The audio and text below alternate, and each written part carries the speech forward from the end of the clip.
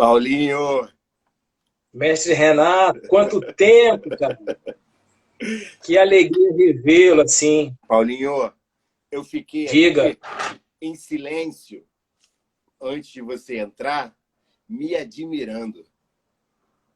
Que maravilha. Bom, isso é uma vaidade, né? Ô, Renato, que bom ver. Tá tudo bem, mestre? Tá Como é tudo que você bem, vai? graças a Deus, querido. Eu Que quero bom. manifestar aqui a minha alegria de estar com você. A gente tem uma vida que cruza ao longo das nossas formações, depois se separa. E eu quero te apresentar para o meu público, me apresentar para o seu público. Esse assunto ele deveria ser mais comum entre a gente deveria se falar muito mais vezes. Eu sinto falta dessas conversas. Eu acho que é o que o mundo está precisando, conhecer mais Paulinho. Fala um pouquinho da sua formação, amigo. Ô, Renato, primeiro eu queria fazer 2 agradecimentos a você, rápidos. Primeiro, pelo convite, né, participar desse bate-papo com você. As suas lives estão sendo maravilhosas, eu tenho acompanhado, né, só pessoal realmente muito importante para a nossa profissão, né, Solange Canavarro, Felipe Suchá, Zé Vicente, Fábio Marcelo, e aí vai. Eu não sei nem se eu merecia estar aqui conversando com você, né, mas muito obrigado pelo convite. E o segundo agradecimento, Renato, é um agradecimento longínquo, né? Se eu não me engano, é 2001, 2002, 2001 ou 2000, que você foi meu professor de neuroanatomia, né? E eu fui seu monitor no laboratório de neuroanatomia. E ali minha vida como acadêmico, Renato, foi um divisor de águas, né? Porque eu lembro muito bem você dando aula no laboratório, segurando o encéfalo, né, em mãos. Parecia Hamlet, né? Ser ou não ser, eis a questão. E hoje nós estamos aqui sendo, né? Então, muito obrigado, viu, Renato? A gente realmente, os caminhos não se cruzaram por contingência da vida, mas fiquei muito feliz de te reencontrar e muito honrado pelo convite. Que bom. Bom, eu sou fisioterapeuta há quase 20 anos, né? Tenho especialização em fisioneurofuncional, fisioterapia esportiva e mestrado em ciência da motricidade humana. E como hobby, como amor, né, eu tenho outra formação em filosofia. Filosofia clássica e filosofia contemporânea, que é uma especialização. E a gente vai pensando o mundo afora, né, Renato? É isso. Que bom, querido. Paulinho, você é vaidoso? Sou vaidoso, mas não sou soberbo. Tem uma diferença grande, né? As pessoas me perguntam, Renato, por que fisioterapeuta falar em filosofia? Né? Filosofia nasce do espanto, do trauma filosófico. Se eu me espanto, eu filosofo. E você falou em vaidade. É importante essa vaidade sutil e discreta, porque isso é autoestima. Né? Você fazendo as suas lives é vaidoso, porque você quer mostrar o que você sabe, você respeita os seus convidados, você quer compartilhar conhecimento. Essa vaidade não é perniciosa. Essa vaidade não faz mal. O problema é quando se torna soberbo. Porque o soberbo tem certeza que é mais do que os outros. E aí pouco importa a opinião dos outros. É importante ser vaidoso, mas jamais ser soberbo. Me vem uma outra pergunta. Se a vaidade intelectual que a gente está falando, que essas lives afloram, ela se tornou menos pior do que a vaidade física, ou tudo é vaidade? Como diz o livro de Salomão, que você gosta muito, né? Muito. Vaidade, tudo é vaidade, apenas vaidade. Vaidade é correr atrás do vento, né? É porque, Renato, o que me incomoda muito não é o nome vaidade, né? O que me incomoda é o nome soberba. Porque a vaidade é um braço da soberba, como o orgulho também é um braço da soberba. Né? Essa vaidade física, se não for exagerada, é interessante, é bom para a autoestima. Né? Você tá bonitinho aí, camisa social, né? Todo arrumadinho, cabelo penteado. Né? Eu também tentei pentear o cabelo, coloquei o óculos. essa vaidade é importante, porque é o meu respeito com você. É o meu respeito com quem está nos ouvindo. É uma vaidade salutar. O problema é quando isso passa a ser um desejo não natural e não necessário. Epicuro, ele fala sobre os desejos. Existem 3 tipos de desejo. Os desejos naturais e necessários, que é o sexo, fome, sono, moradia. Os desejos não naturais e não necessários, que é a luxúria, que é a gula, que é a preguiça, que é a vaidade. E os desejos não naturais e não necessários, que é o poder, a fama, a riqueza. Então, se eu me compreendo no desejo natural e necessário, que é minha autoestima, não tem problema nenhum. Você tocou no assunto que eu me penso muito, que são os vícios e virtudes, né? Então, você tem essa mesma vaidade, pode ser uma virtude ou pode ser um vício, que alguns vão chamar de pecado. Eu amo o alemão em vários sentidos. Trabalhei com o alemão no meu doutorado, com o povo alemão, a forma dele pensar. Amo Goethe, amo Freud, amo que da Alemanha surgiu a Reforma Protestante, que eu tanto me apego. E esse mesmo... Você gosta de Heidegger? Muito, muito. E o que vem da filosofia alemã e o que vem da música clássica alemã me torna admirador desse povo virtuoso. Mas é esse mesmo povo que fez o Holocausto. Fez o nazismo. Que fez o nazismo. Exatamente. Que ambiguidade é essa que está no nosso DNA? Por isso que eu te perguntei do Heidegger, né? Recentemente, em 2018, saíram os cadernos negros de Heidegger, né? Heidegger era nazista. Não, era nazista e inspirador do eugenismo. Do nazismo. Isso. Então, e foi um grande pensador ovacionado por muita gente. Quando eu falo que eu gosto, é uma admiração pela sua qualidade de formar um raciocínio, ainda que seja tão maléfico. O ser humano é capaz de, pelo bem, fazer muito mal. Porque quando ele fala de eugenismo, ele tentou dizer que poderia salvar a humanidade com as ideias de uma perfeição. No fundo, a gente vai falar de amor daqui a pouco, né?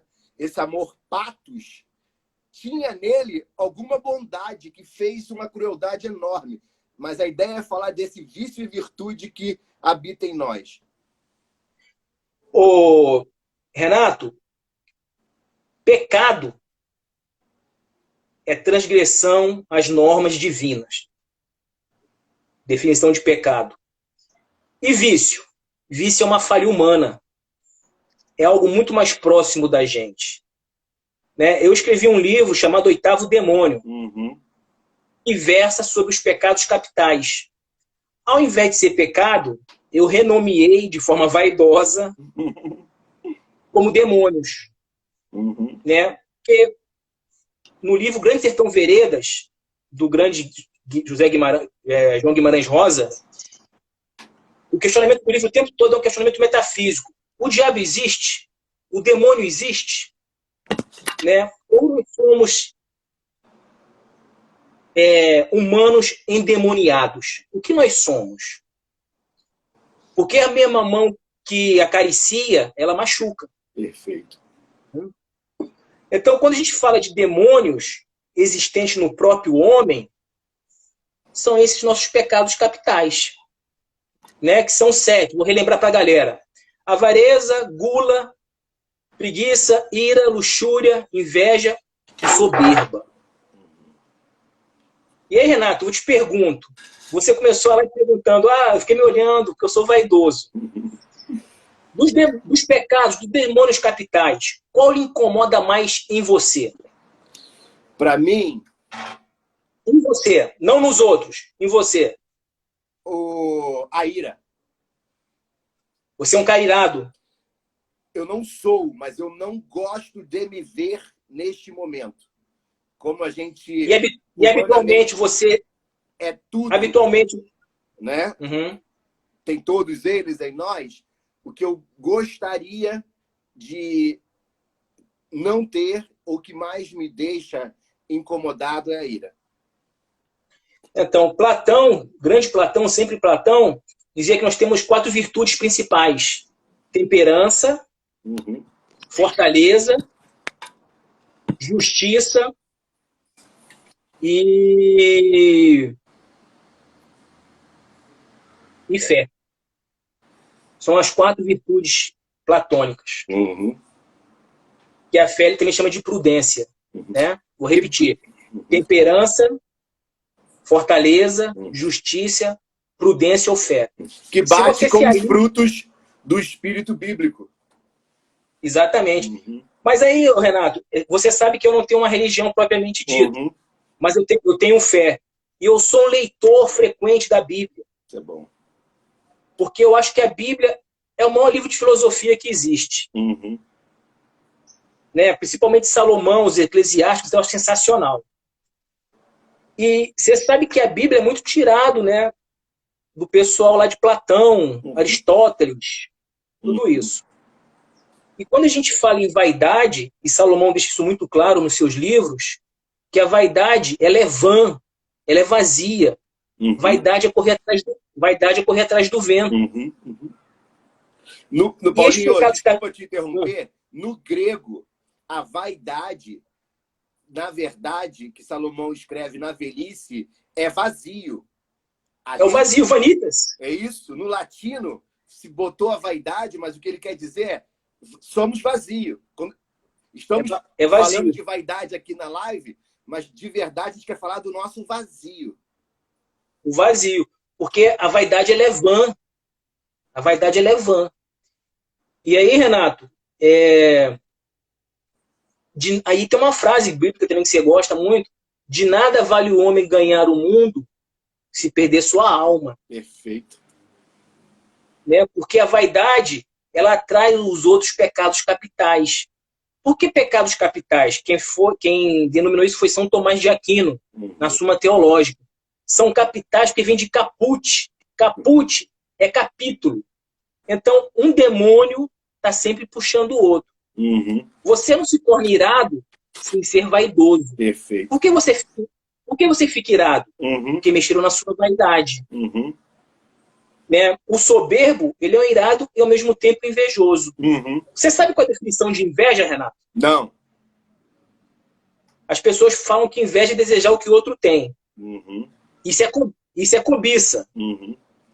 Talvez seja um mal ético, né? Até imoral. Inveja é muito pior. Inveja é você ter raiva pela alegria do outro. Olha que coisa triste. Tristeza pela alegria do outro. Isso é inveja. Então, os pecados capitais, como você citou bem, os vícios, os demônios, eles nunca estão sozinhos. Estão sempre de mão dadas. Porque é do homem. Né? E aí, sinceramente, eu não acredito que a gente precisa de um diabo, de um demônio, para colocar isso em prova. E esse oposto, esse dicotômico, ele está cada vez menos evidente em nós. Então, eu lembro do meu avô contando como ele nasceu e como ele era velado, os antepassados dele. Nascia-se em casa e morria-se em casa. Era uma cerimônia. Né? Alguns países ainda têm isso. E hoje, ninguém mais fala de demônio e ninguém mais fala de morte. Parece que tudo virou tudo é virtuoso, todos serão salvos por si só, ou na divindade que acredita, ou não.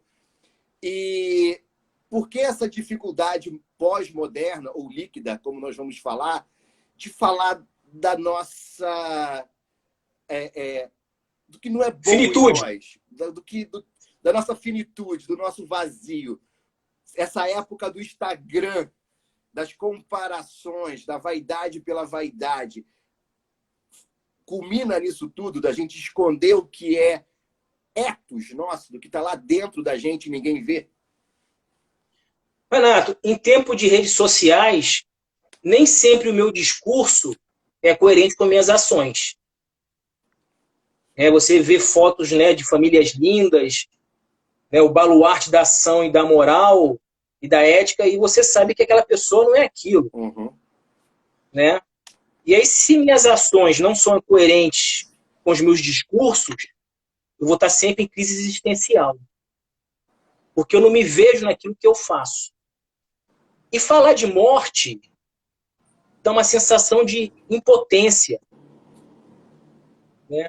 Mas a nossa única certeza é a finitude.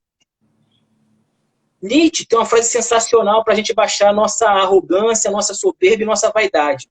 Somos cadáveres adiados. Somos cadáveres adiados. Uhum. Hoje nós estamos aqui conversando. Eu não sei daqui meia hora, o dia de amanhã. Então, essa frase serve para falar, ó, viva bem, busque o bom, o belo que é o amor, e esquece o vão, o vazio da vaidade. Perfeito. Né? Então, Você me lembrou agora as minhas visitas. Falar de... Desculpa, Perdão, fala. você me lembrou agora as minhas visitas aos cemitérios europeus, e em grande parte deles estava escrito: os ossos que aqui estão esperam pelos vossos. E é uma realidade tão crua, né, que hoje até os cemitérios já não tem mais cara de morte. Parece um lindo jardim. Parece um condomínio, né? Isso. Parece um condomínio. E assim, você vê que essa visão de ao pó nós viemos, ao pó nós voltaremos, é lá de Demócrito, né? Que ele fala, tudo composto se decompõe, e tudo decomposto se recompõe. Uhum. Então, acho que falar da morte, Renato, mexe muito com as pessoas. Uhum. Nesse mesmo livro que eu escrevi, O Oitavo Demônio, eu faço uma pergunta crucial do livro, e vou te perguntar para ver como você vai me responder. Imagine você, no dia do seu nascimento, aparecesse um anjo e carimbasse na sola do seu pé o dia da sua validade, o dia da sua morte. Como é que você se comportaria a partir disso? Se você soubesse o dia da sua morte?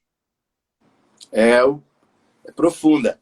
A minha realidade de hoje, que já mudou muito, desde do Renato de 79, viveria uma vida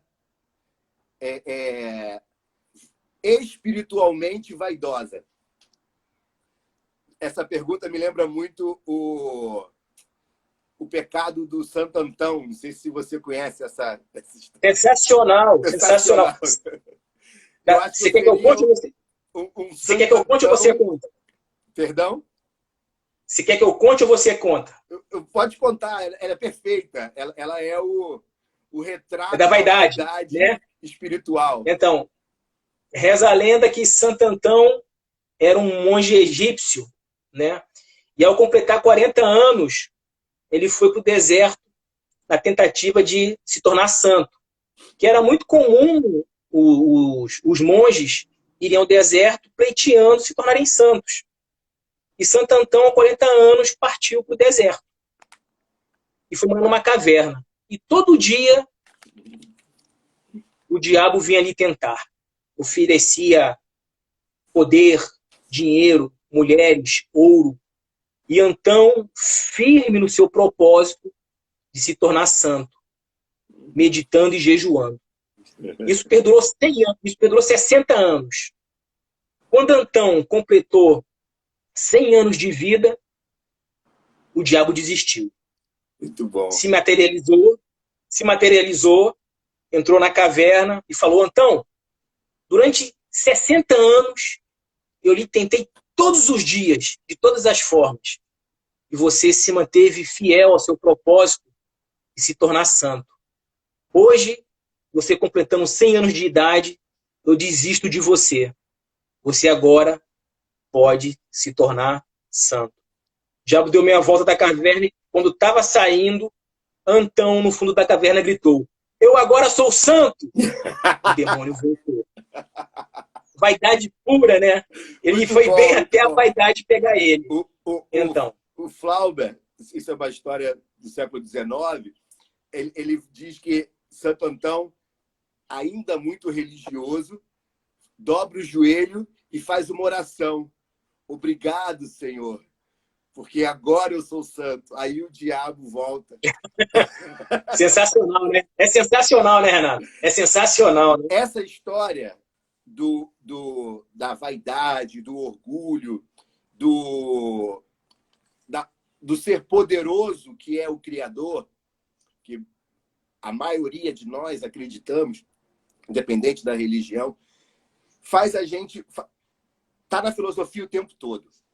E o primeiro grande pecado, vamos voltar aqui à minha Bíblia, a nossa, né, que eu gosto tanto de ler, e tem uma relação de fé, uma fé filosófica também tem razão, tá? Eu não preciso me explicar na fé, por isso que esse papo é tão bom, porque uma das vaidades maiores é a intolerância, que não consegue ver no outro a diferença de você, porque senão você se autodestrói. Porque o que você é não é firme, vai para esse vazio. Exato. Então a gente pode ser opostamente diferente e se curtir.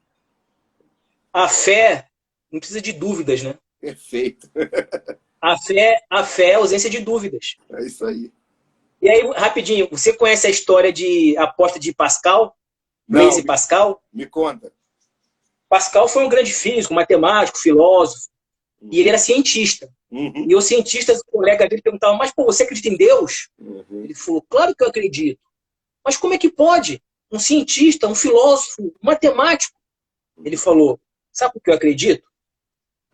Porque no dia que eu morrer, se Deus existir, eu estou bem com ele. Vai que eu não acredite, e o dia que eu morrer, como é que eu vou falar com Deus?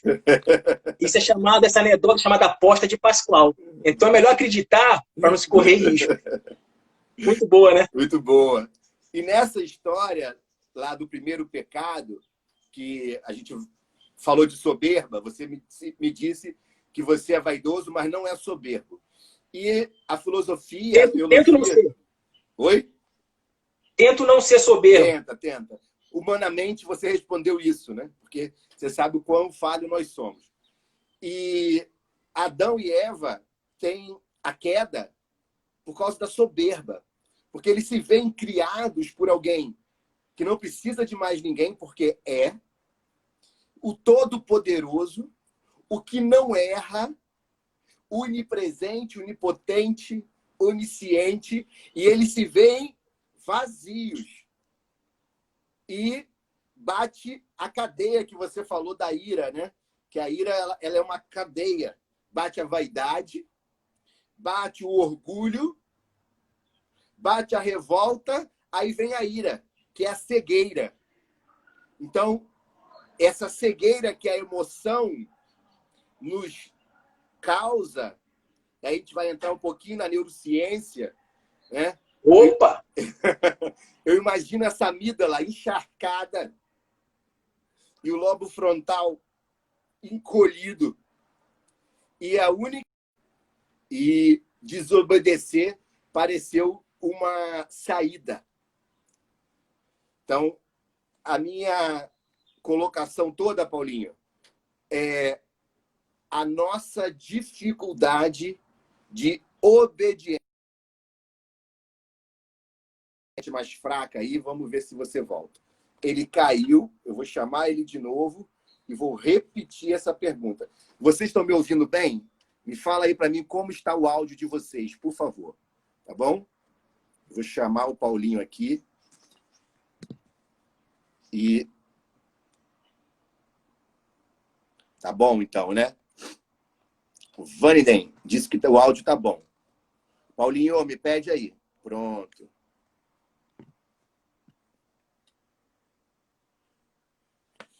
Camilão sempre comigo, Augusto, obrigado aí por a audiência de vocês. Oi, Renato. Estávamos falando de queda e você caiu.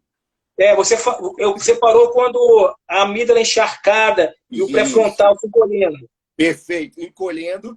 E a nossa dificuldade de lidar com ordens, entre aspas, né? Com mandamentos. Vem a pergunta. Temos livre-arbítrio, Paulinho? Pô, que pergunta maravilhosa. Não, não. E aí, se você me permite, eu vou buscar o meu embasamento na mitologia. Por favor. Pode ser? Claro, querido. A Odisseia de Homero, né? Ilíada. Ulisses, o grande Ulisses, comandante da Guerra de Troia. Ele foi responsável pela ideia do cavalo de Troia. Assim que Troia é aniquilada, é vencida pelos gregos, Ulisses é condenado pelos deuses troianos a ficar vagando por 10 anos do mar do Mediterrâneo. E Ulisses vai embora na tentativa de chegar à Grécia. E ele passa por várias aventuras. Talvez uma das aventuras mais famosas de Ulisses foi passar pela ilha das sereias mágicas, das sereias ludibriantes. Essas sereias, quando cantavam, hipnotizavam todos. Homens, embarcações afundavam. Ulisses sabia que passaria por essa ilha. Ele era um grande comandante, um grande general. E pediu aos seus marinheiros que, quando estivesse próximo da ilha, os marinheiros colocassem ceras nos ouvidos e o amarrassem Ulisses no mastro da embarcação. Que ele não tivesse capacidade de se soltar. Mas Ulisses queria escutar o canto da sereia. E a embarcação foi se aproximando da ilha. Quando chegou próximo à ilha, as sereias cantavam. Ulisses ficou completamente louco, atordoado, pedindo para ser solto daquelas amarras do mastro da embarcação. Mas os marinheiros não ouviam, porque tinham cera no ouvido. Perfeito. E passaram direto pela ilha. Quando passaram pela ilha, Ulisses voltou ao normal. Aí a pergunta que eu te refaço. Uhum.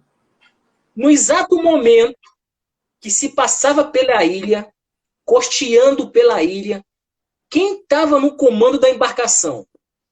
Ulisses estava amarrado e translocado pelo canto da sereia. Os marinheiros cumpriam ordens prévias de Ulisses de não parar de remar e não escutavam o canto da sereia. E as sereias cantavam. Essa embarcação tinha comando nesse exato momento? É difícil.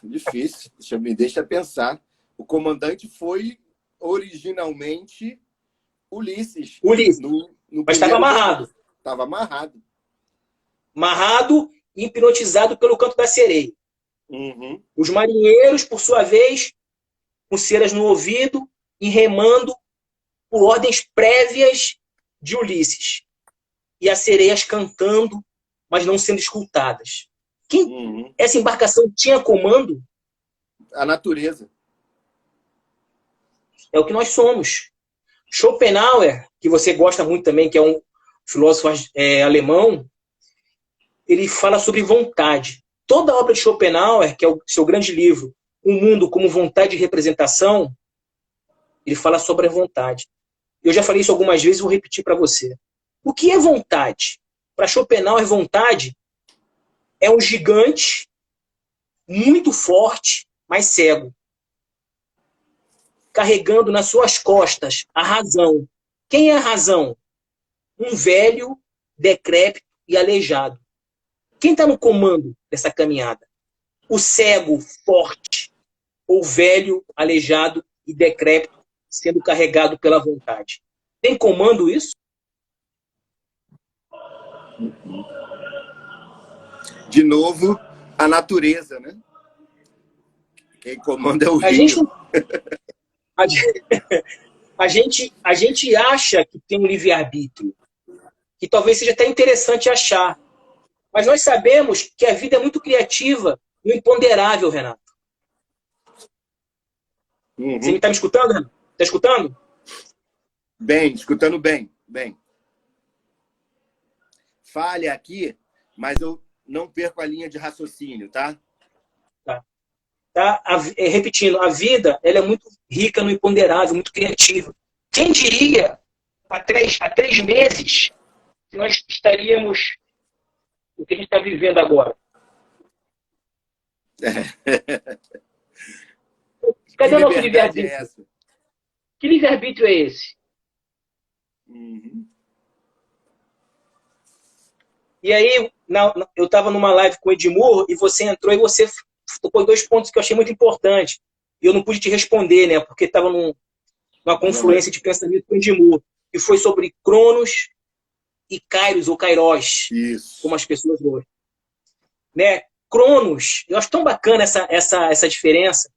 Cronos é o tempo cronológico, Uhum. o tempo linear. Você fala Kairos ou Kairos? Kairos.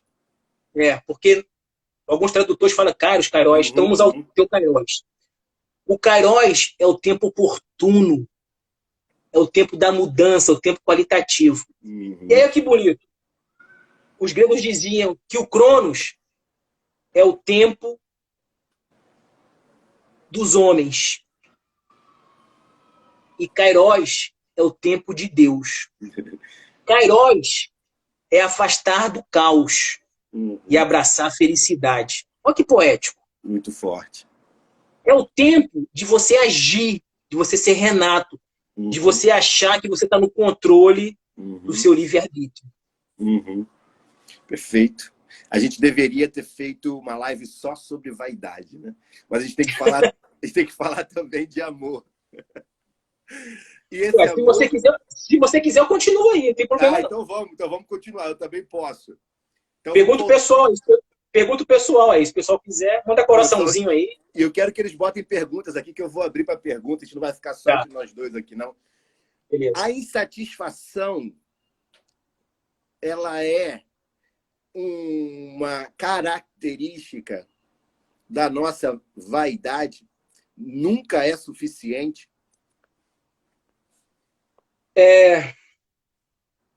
Me diga o que te gabas, que eu te digo o que lhe faltas.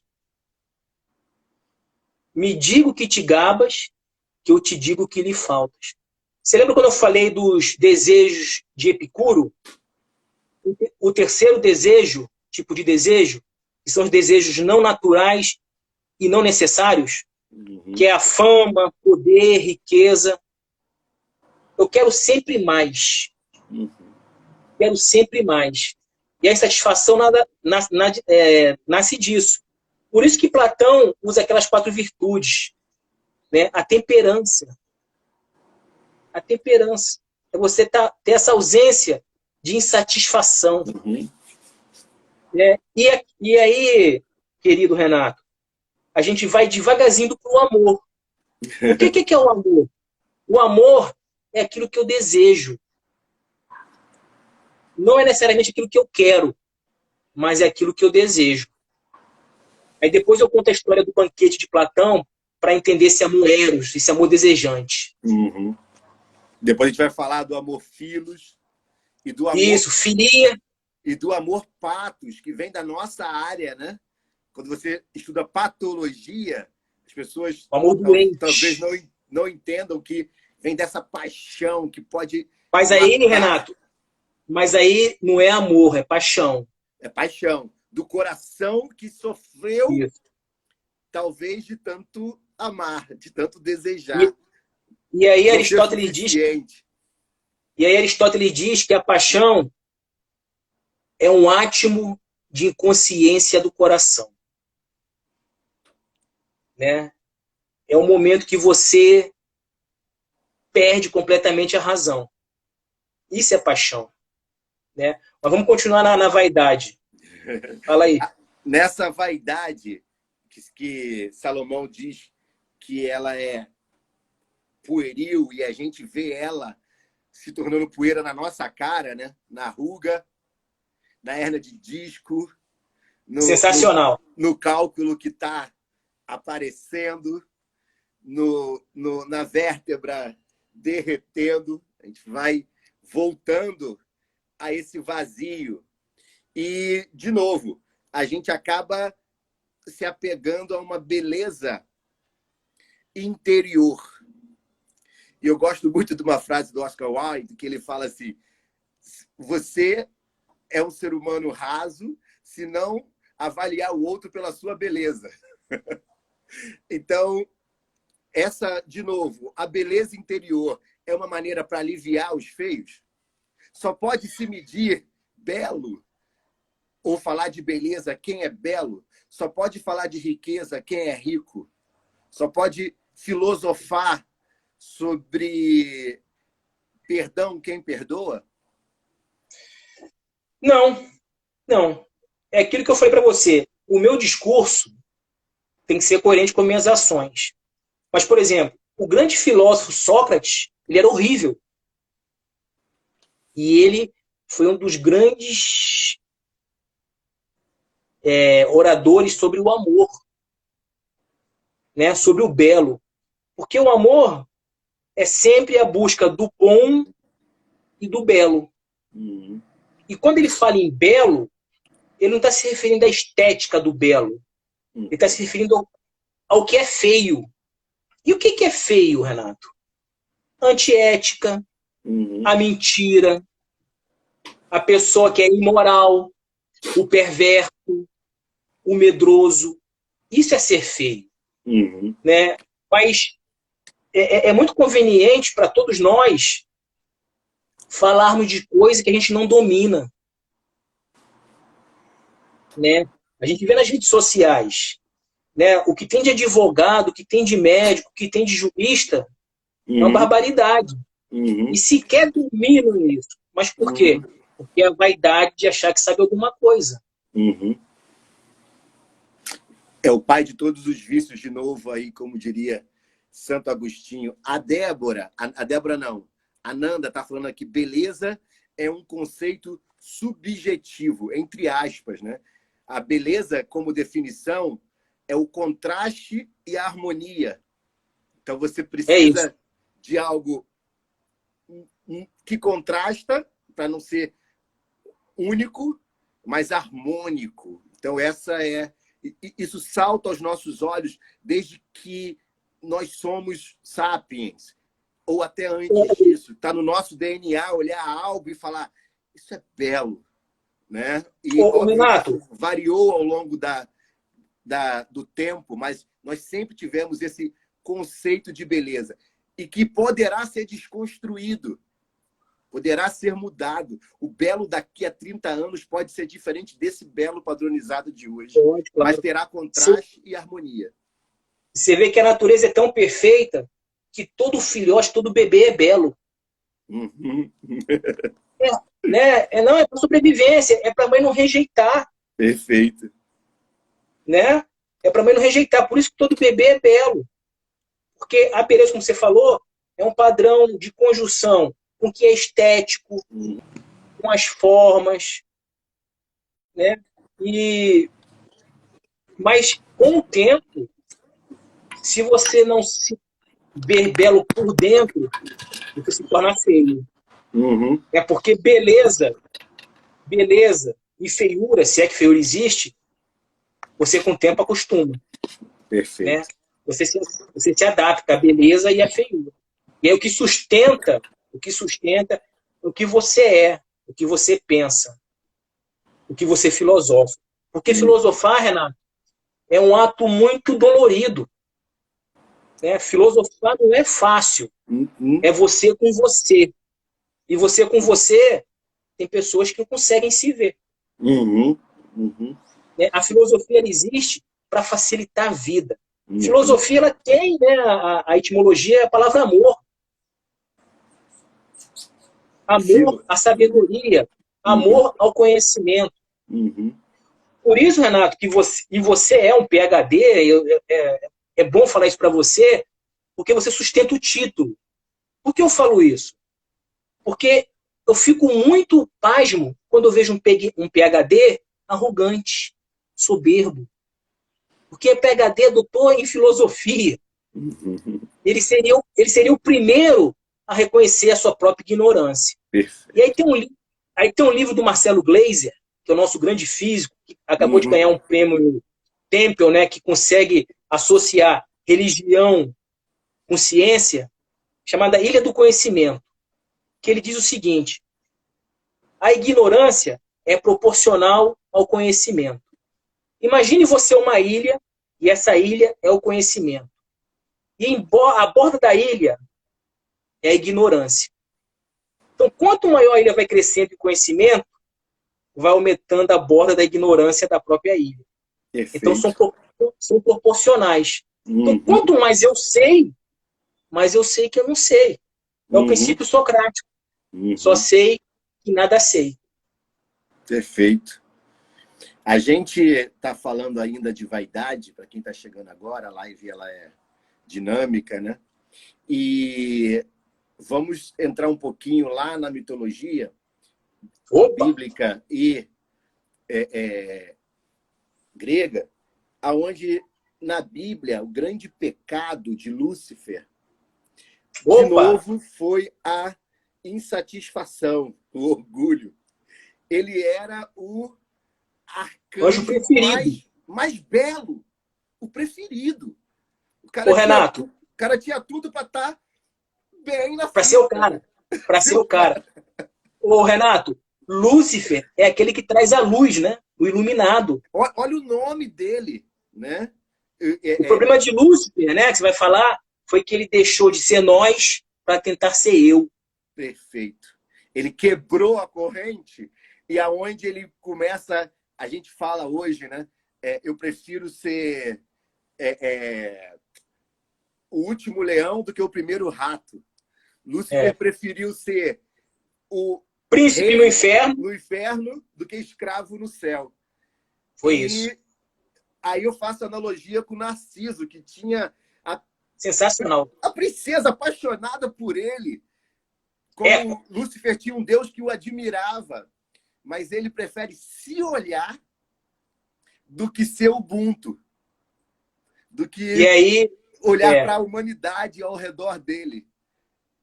Se você me permite contar rapidinho a história de Narciso, uma coincidência que você... Eu gosto muito da história de Narciso, que mostra o narcisismo, né? A vaidade. Narciso era lindo. Talvez um dos habitantes mitológicos mais lindos que existiam. E ele andava pelas florestas, né, cantando, e todos que o viam apaixonavam por sua beleza. Inclusive uma ninfa chamada Eco. Eco era apaixonada e linda por Narciso. E é tudo mas um dia... É tudo que um homem filosoficamente deseja, né? Um macho. Uma linda e apaixonada mulher. Uma musa. Uma musa. Sorte dos homens que tem uma musa para amá-lo, né? Essa palavra é de Hesíodo, né? Sorte do homem que tem uma musa para amá-lo.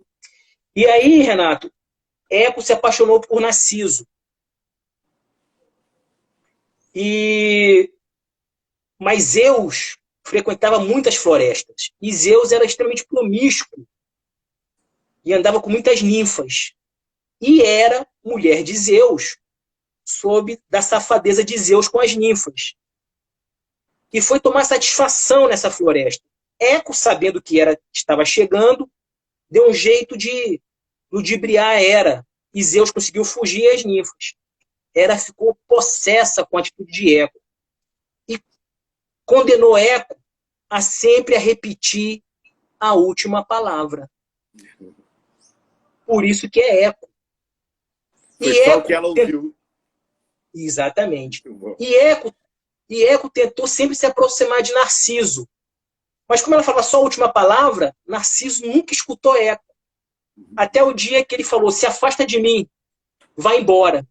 E Eco começou a definhar e foi morar numa caverna. Por isso, quando a gente fala dentro de uma caverna, você escuta a sua última palavra. É Eco falando com você. E aí Narciso, e aí Mênimes, que era a deusa da vingança, do destino, chamada de inevitável, sabendo da crueldade de Eco, condenou Eco a ir morar às margens do lago. E Eco nunca tinha se visto. Quando ele se viu pela primeira vez, ele se apaixonou por ele mesmo, mas não sabia que era ele. E ficou muito tempo contemplando aquela imagem apaixonante. Tanto tempo ficou, que definhou e morreu. E onde Narciso morreu, nasceu uma flor chamada Narciso. Vaidade, pura vaidade. Vaidade pura, pura, pura. História bonita, né? Lindo, A lindo, mitologia, lindo. a mitologia é sensacional. A mitologia é linda. E a gente vai entrar numa nova realidade agora, trazendo para o nosso tempo de novo, da diferença, talvez, de pensamento ocidental, oriental e aqui no Ocidente do latino para o europeu, que é o gosto do esforço. Opa. E você disse que eu me deixou muito vaidoso você falar que eu sustento meu título de PhD. Mas eu me esforço para isso.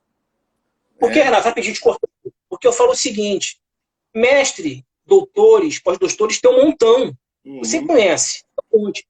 Agora, sustentar o título, que é a grande virtude. Né? E não se sustenta por vaidade, se sustenta por entusiasmo. A palavra entusiasmo vem de entusiasmos, que quer dizer presença de Deus. Cheio de Deus. Exato, isso é entusiasmo.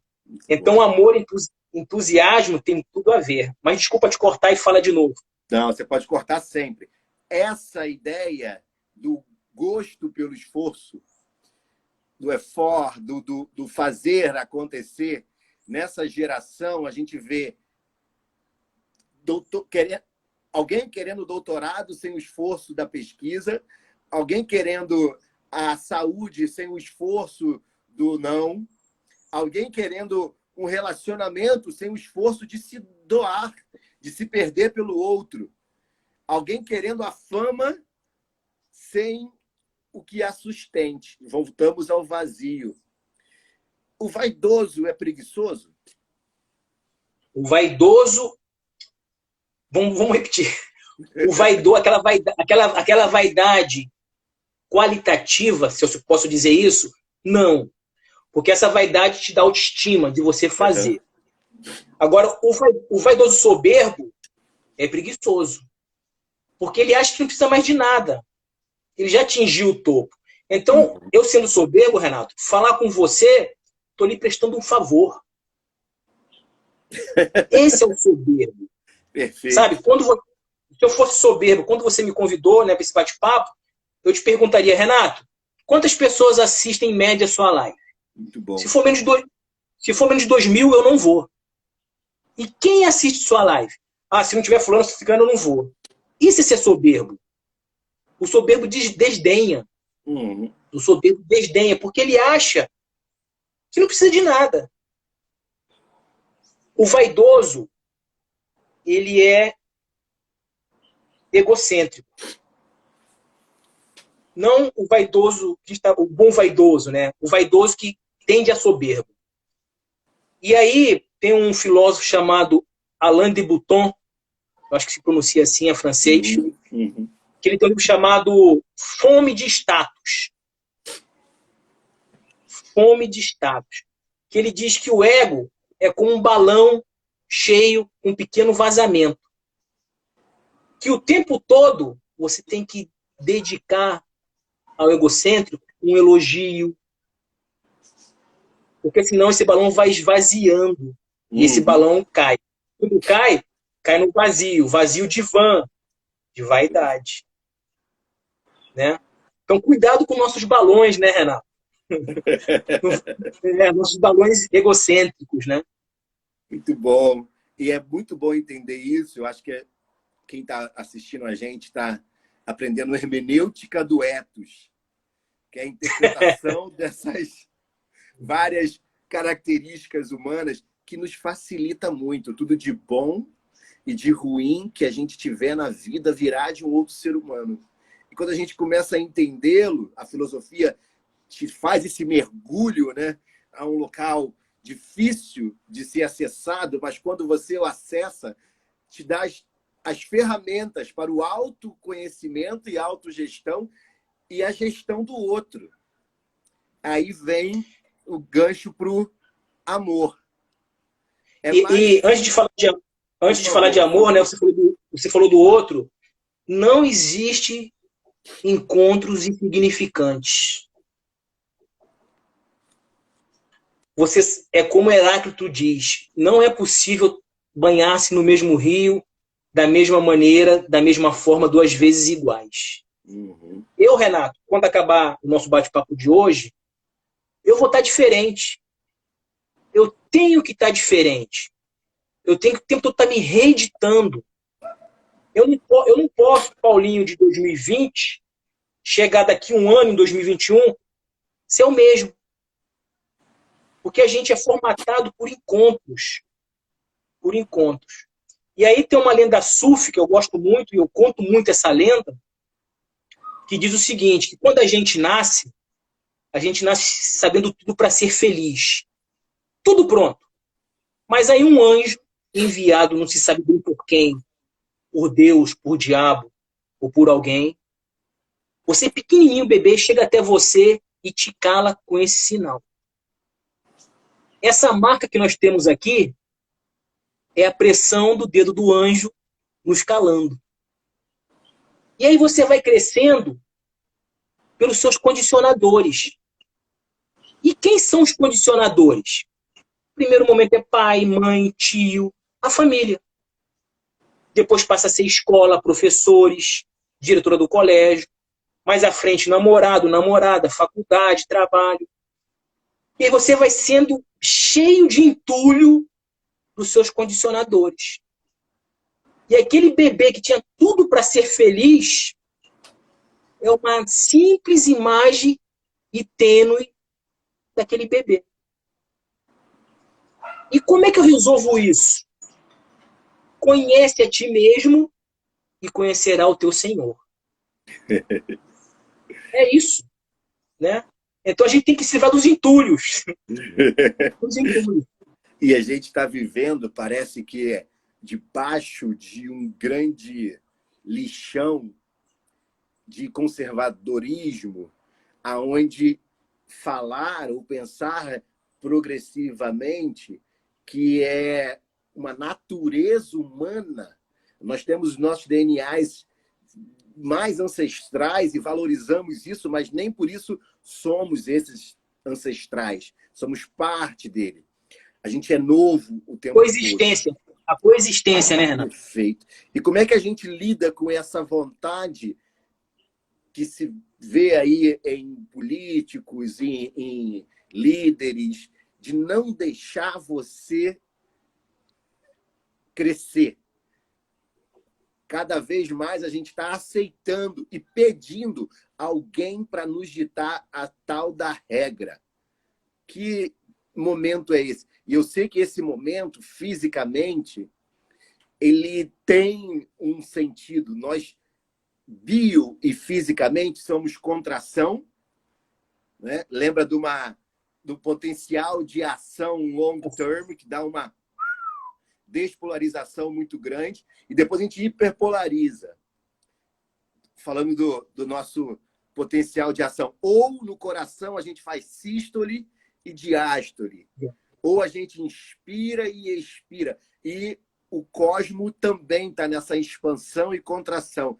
Nós estamos vivendo socialmente um momento de contração, a gente está pedindo isso? Eu acho não, eu tenho certeza que existe, nós estamos vivendo o caos. Caos. E só se atinge o cosmos se a gente viver o caos. Né? Crises, né?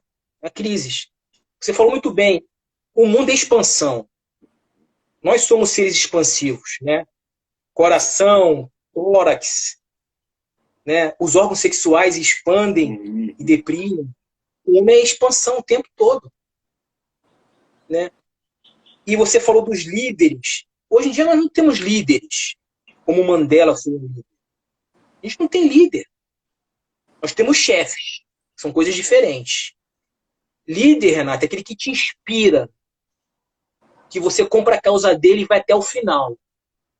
Chefe é aquele que te ordena, que vai pelo grito, que vai pela força. É uma diferença muito grande. Você foi um grande professor para mim, você era um líder. Mas eu tive professores que eram chefes. Existe uma diferença grande. Né? E enquanto a gente não tiver líderes, a gente está no caos. Jesus Cristo foi um grande líder. Perfeito. Ele só falava de amor, Renato. Ele só falou de amor. Né? Como Sócrates foi um grande líder e só falou de amor. O que os dois têm em comum? A condenação. E os dois eram rebeldes ao sistema imposto. Totalmente. Eles podiam se safar? Poderiam. Mas aí não seriam nem Sócrates nem Jesus. Só se tornaram Sócrates e Jesus porque morreram por uma causa. É isso.